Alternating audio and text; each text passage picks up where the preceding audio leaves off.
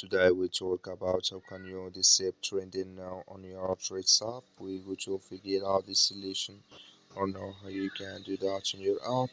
So you just follow these ways, then it's going to work with you. So all you have to do, you just go down, clicking this sign down here. When you just click on it, you come to your profile here. It's going to show for you like this. You go here above this sign, click on it, then it's going to take you to this list. It's going to show for you like this here. Then you click here on notifications, then you come to next here. Then all you have to do now, just click here on from threads, then it's going to take you to this list here. So then you go down, just come here to trending now, just click here on off. Like you see this color show for us, that's mean here trending now in disable with us now. That's all you have to do. Thank you for watching. Don't forget to support us by like and subscribe.